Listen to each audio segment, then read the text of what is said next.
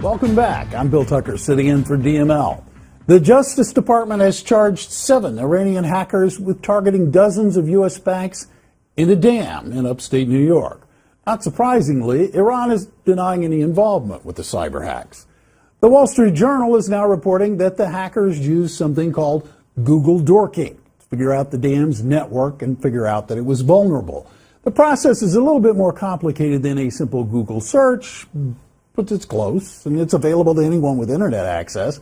Here to discuss this and the threat of cyber attacks, is cybersecurity expert Paul Oster. Paul, welcome back. Good to see you again. Thanks for having me on. There's a lot of places that we really need to go with this, and let's just start with the hacking of a dam. To be clear, so our viewers understand, they had full control of the floodgates. They did. They could have opened those gates right up and dropped that water down into a valley, flooded homes, caused all kinds of damage. And that's just one dam. And that's just one dam. I've been talking about this for years, and if you go back to the last time we spoke, life imitating art or art imitating life, the fire sale.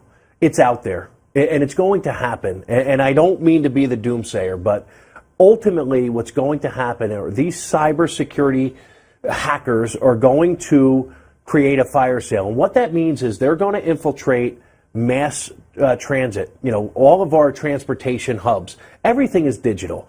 Then they're going to attack our infrastructures, the utilities. People say, well, our water's not, an electronic digital device, but they fail to realize that it is. All the way back into the reservoir and the power plant, it is controlled by a computer. Right. So if you don't have access to clean drinking water, and I saw this, I was a victim of this during Sandy. It takes hours or a day before people start to panic and riot. And then you look at gas. You can't get gas out of a gas station if you don't have electricity. So if they shut down mass transit, they shut down our infrastructures, utilities, and then they go after the financials. You can't use your ATM card or you can't go to the bank if they shut that down. What happens then? Well, no, and I said this earlier today in our meeting when we were talking about stories. Why wage war anymore? Why go after that antiquated bomb thing when you have something this potent, this powerful that can be so disruptive? Which leads to the question, what are we doing about this? I mean, we talk a lot about it, but what are we doing? We do, and listen, nothing has really transpired since the last time I was here, and that's unfortunate. So our government is failing to realize the true devastation and impact that something like this can happen. And it's unfortunate, again, and we just spoke offline a little bit about why that happens. So the brightest minds that are out there might not be the perfect job candidate to work for the FBI or the Department of Homeland Security because they can't pass a drug test or a background check. But we better, before it's too late, do something to get those people. We have to recruit them. Well, we're not recruiting them. Well, there's a recommendation out there that I thought was fairly interesting. It's just, schools ought to teach this. Schools ought to teach these skills. They ought to have a degree, if you will, in how to hack. Well, and I asked you, can you really teach somebody how to hack? Well, you don't have to teach them how to hack. You teach them how to program, and they'll figure out how to backdoor things. So we are teaching the brightest minds out there how to program and deal with, the structure of things within networking. But we're not recruiting them to work for us. They're going after the highest paying jobs that are out there, or they're being recruited by foreign countries that are going to pay to go hack and do that. Because let's face it, there's money in this, isn't there? Oh, so recently with ransomware, and this has been an ongoing problem, but this is going to be something that you hear about, sooner than later. The stakes are the price of poker is going up every single day.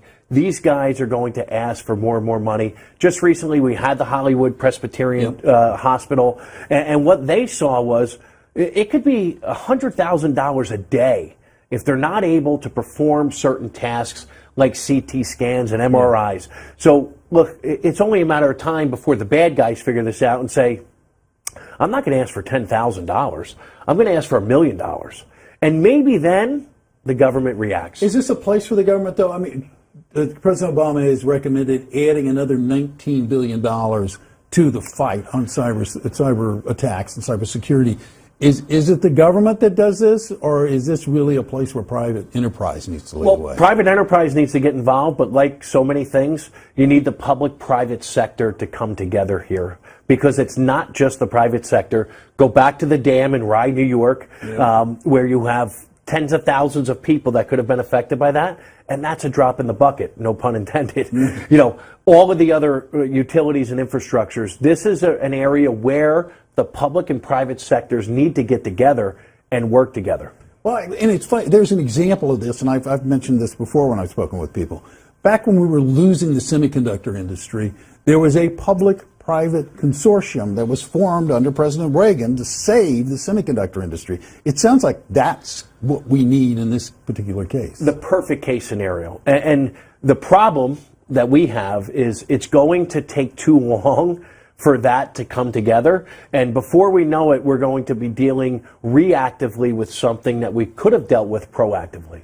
Yeah, it's funny how it seems to be really difficult to get us to mobilize and sort of come together and say, we got to get this done and we got to get it done. Let's not wait right for the now. Catastrophic event to happen, because it's going to happen sooner than later. Again, I've been talking about this for years. It's going to happen.